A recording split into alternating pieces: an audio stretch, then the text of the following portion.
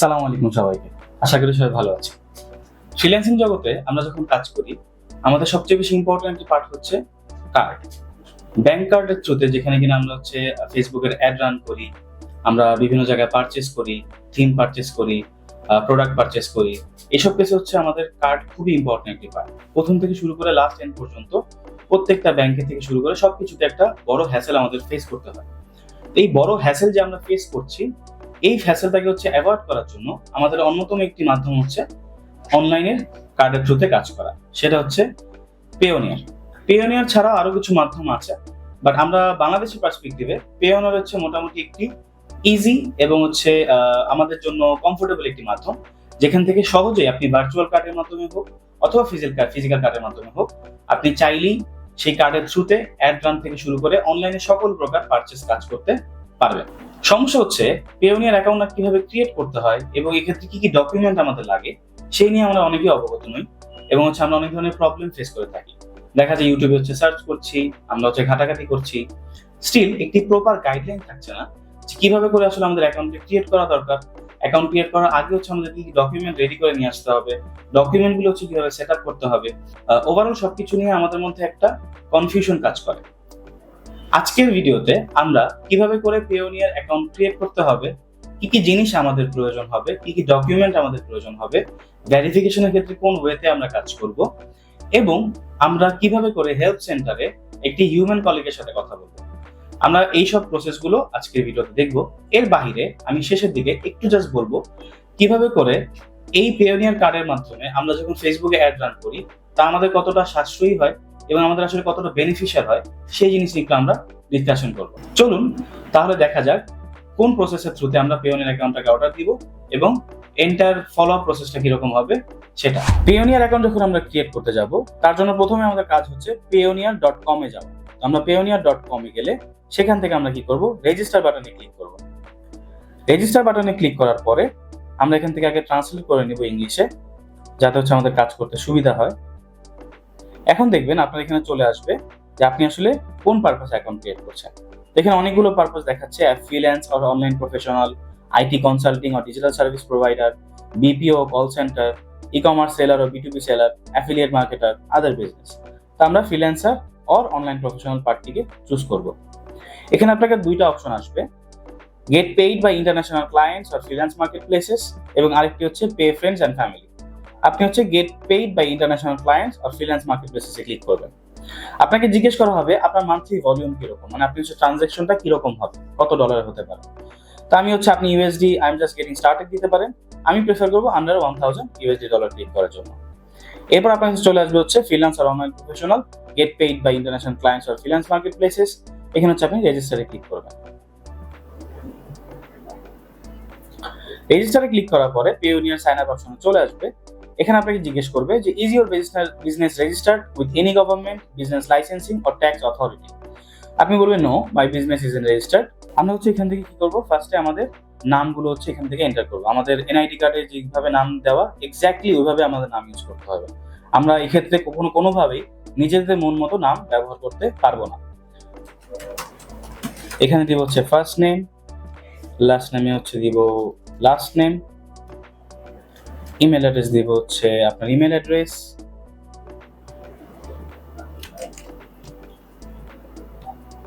আপনি আগে থেকেই সকল ইনফরমেশন একটি নোট ডাউন করে রাখবেন। ডেট অফ বার্থ দিব এক্স্যাক্টলি এনআইডি কার্ডে যেভাবে আছে সেভাবে।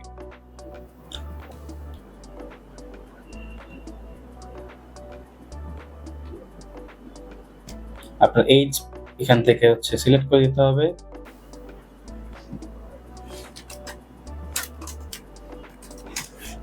এমডি পরে আমি ফার্স্টে একটা ডট দিয়েছিলাম, তো এই ডটটা দেওয়া যাবে না। আপনি এমডি শুধু এমডি দিয়ে রাখতে হবে। তারপর নেক্সট। আমাকে জিজ্ঞেস করছে আমার ঠিকানা কোনটা হবে, তো আমি এক্স্যাক্টলি ঠিকানা নিয়ে রেখেছি। আমি ঠিকানা এখান থেকে ইনপুট করে দিব। এখানে আমরা মোবাইল নাম্বারটাকে ব্যবহার করব। এখানে আমরা এসে যখন মোবাইল নাম্বারটা প্রেস করার পরে আমরা এখান থেকে সেন্ড কোড ক্লিক করব। এখানে আমরা ভেরিফিকেশন কোডটা দিয়ে দিব, নেক্সটে ক্লিক করব। এখান থেকে আমরা পাসওয়ার্ড সেট করব। মাথা রাখবেন পাসওয়ার্ড সেট করার সময় আমাদের একটি ক্যাপিটাল লেটার থাকতে হবে একটি হচ্ছে স্টার এরকম কিছু একটা স্পেশাল ক্যারেক্টার থাকতে হবে, একটি হচ্ছে স্মল ক্যারেক্টার থাকতে হবে এবং হচ্ছে একটি নাম্বার থাকতে হবে। দেন এটা কম্বাইনলি হচ্ছে একটি সংখ্যার একটি পাসওয়ার্ড সেট করবেন আপনারা। সিকিউরিটি কোশ্চেন সেট করে রাখতে হবে যে কি টাইপের সিকিউরিটি কোশ্চেন দিচ্ছেন। সেক্ষেত্রে আপনি চিন্তা করে নেবেন কি টাইপের সিকিউরিটি কোশ্চেন আপনি দিবেন। যেমন হচ্ছে আমরা যদি এখান থেকে দেই, what is the street on use you have grown up, আমরা এখানে আপনাদের মন মতো আমরা একটা লোকিয়া স্ট্রিট দিয়ে দিব।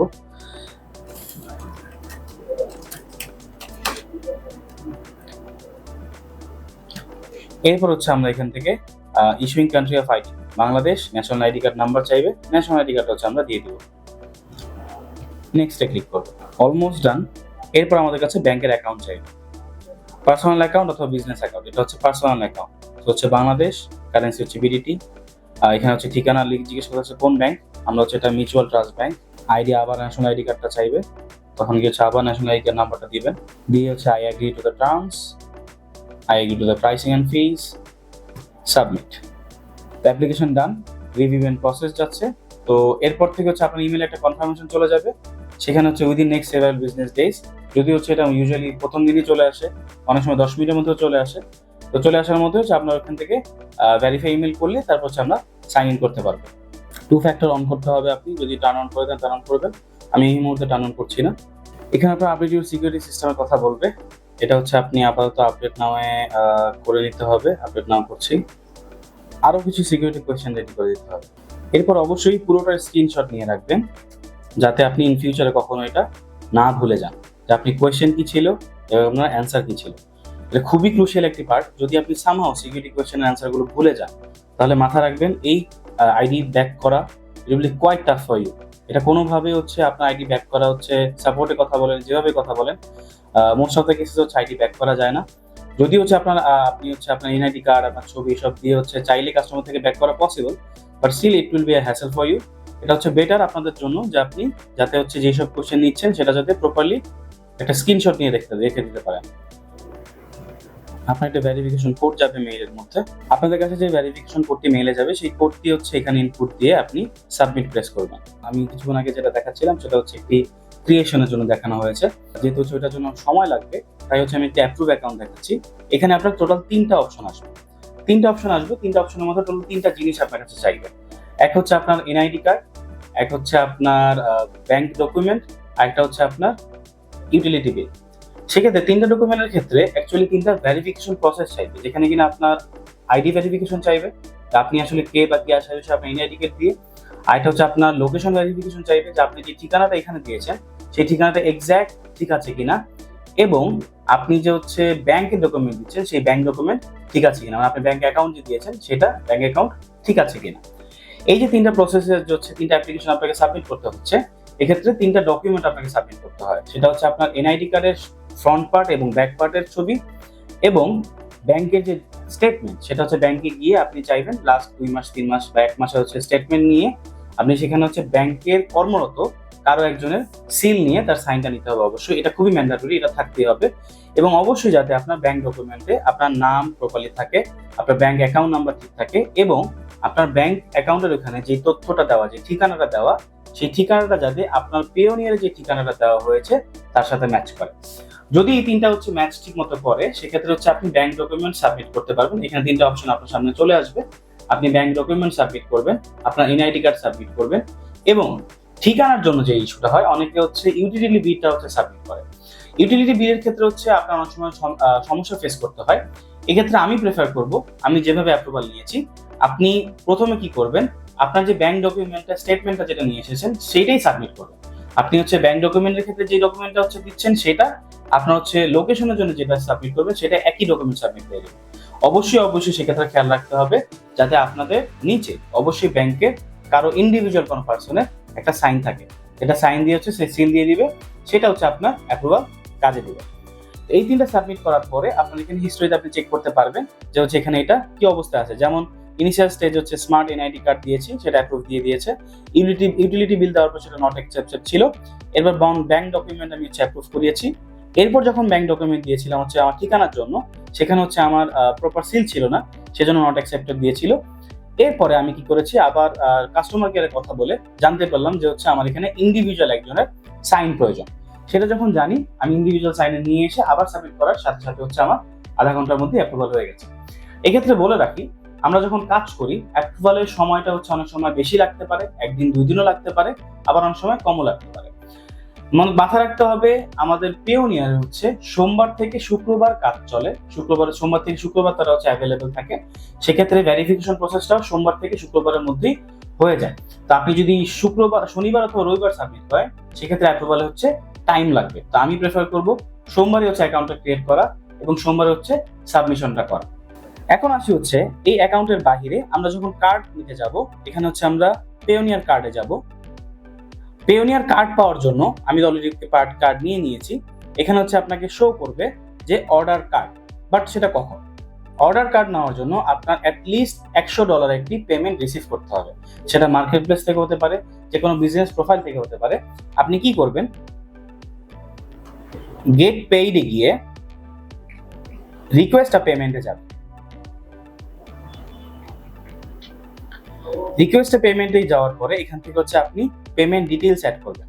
আপনি হচ্ছে নতুন করে যদি কারো মেইল অ্যাড্রেস চান, অ্যাড নিউ পেয়ার, এটা অ্যাড করে এখান থেকে হচ্ছে যে আপনাকে পে করবে তার ডিটেইলস দিয়ে, ইন্ডিভিজুয়াল যদি সে হয় আপনি ইন্ডিভিজুয়াল তার নাম, তার লাস্ট নাম এবং তার হচ্ছে ইমেইল। P2P যদিও আপনি নিয়ে থাকেন কোনো সমস্যা নেই, P2P অনুসারে বাংলাদেশ সিলেক্ট করে আপনি পেমেন্টটা নিয়ে নেবেন $100। এই $100 পেমেন্ট নেওয়ার পরে আমি প্রেফার করবো $110 নেওয়ার জন্য, যাতে হচ্ছে আপনি সেফ সাইডে থাকতে পারেন। $110 পেমেন্ট নেওয়ার আপনি হচ্ছে 4 থেকে 5 ঘন্টার মধ্যে, অনেক সময় 2 ঘন্টার মধ্যে হয়ে যায়, 4 থেকে 5 ঘন্টার মধ্যে আপনি এই পেওনিয়ার কার্ড সেকশনে চলে গেলে আপনি দেখবেন এখান থেকে আপনার অর্ডার কার্ড করার একটা অপশন চলে আসবে। অর্ডার কার্ড ক্লিক করলেই আপনার কাছে চলে আসবে হচ্ছে আপনি কিভাবে করে অর্ডার কার্ড করতে যাচ্ছেন, কোন টাইপের কার্ড অর্ডার করতে যাচ্ছেন। আমি হচ্ছে এখানে আরেকটি অপশন দেখাচ্ছি, যে হচ্ছে আমার যেহেতু এখানে অপশন সেটা নেই অর্ডার কার্ডে। এরকম আপনার দুটো অপশন আসবে, আপনি কি ভার্চুয়াল কার্ড নেবেন অথবা হচ্ছে ফিজিক্যাল কার্ড নেবেন। ভার্চুয়াল কার্ড 24 ঘন্টা থেকে 34 ঘন্টার মধ্যে হচ্ছে আপনার অ্যাকাউন্টে চলে আসে ইউজুয়াল কেসে।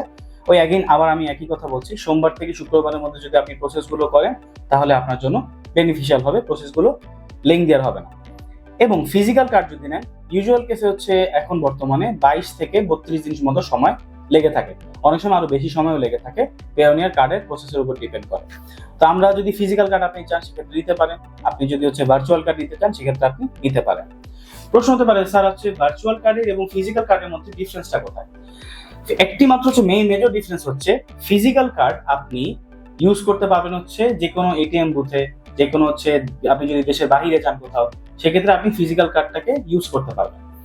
আর ভার্চুয়াল কার্ডের ক্ষেত্রে হচ্ছে আপনি অনলাইনে সকল পেমেন্টের ক্ষেত্রে এই ভার্চুয়াল কার্ডটাকে ইউজ করা সম্ভব।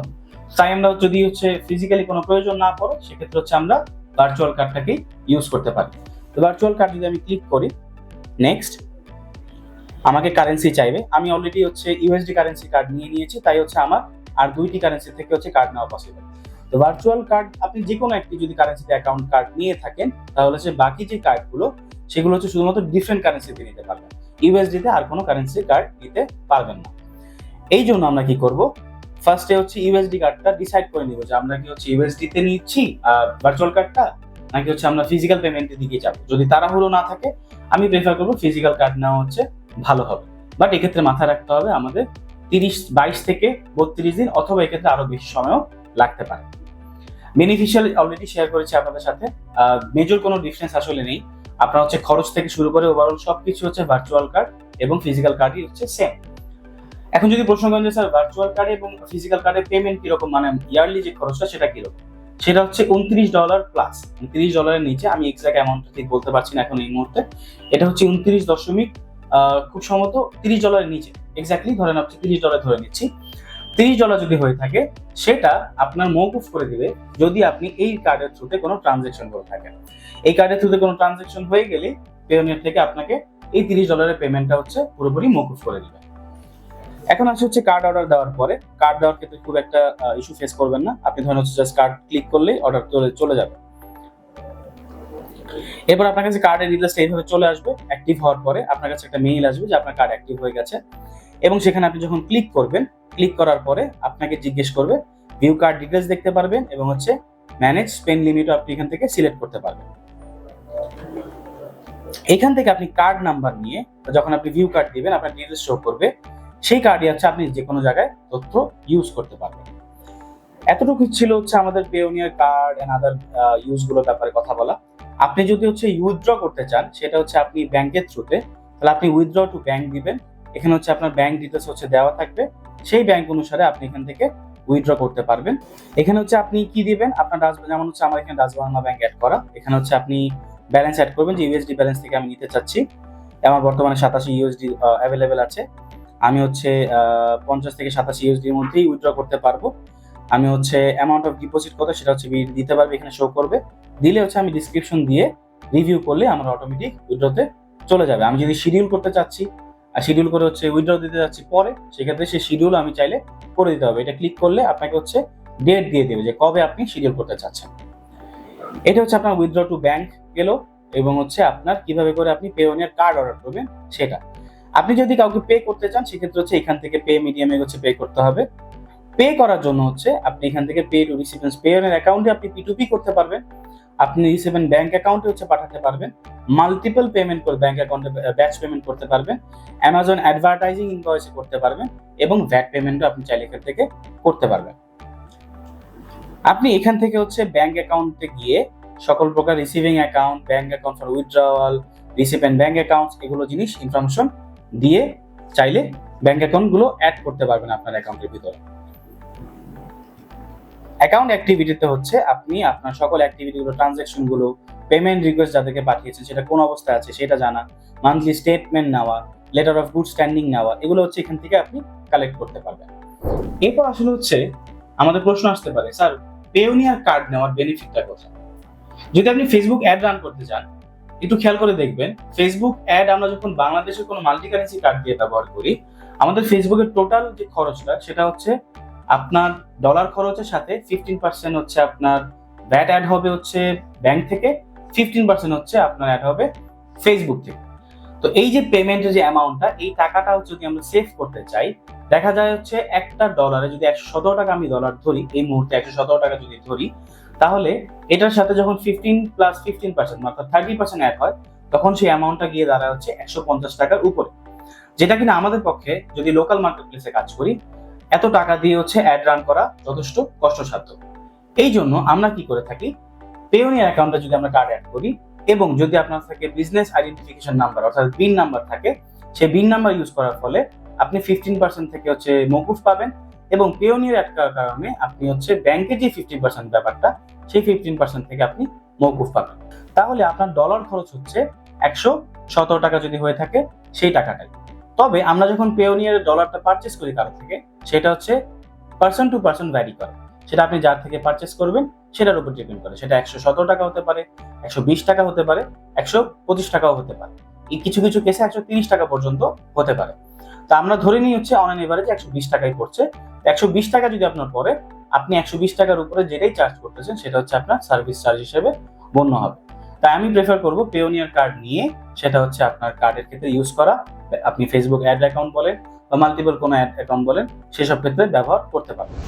আমরা আজকের ভিডিওতে চেষ্টা করেছি পেওনিয়ার রিলেটেড সকল প্রকার সমস্যা সমাধান করার জন্য কিভাবে অ্যাকাউন্ট ক্রিয়েট করতে হয় এবং কিভাবে করে পেওনিয়ার কার্ড অর্ডার করতে হয় সেই ব্যাপারে কথা বলার চেষ্টা করেছি।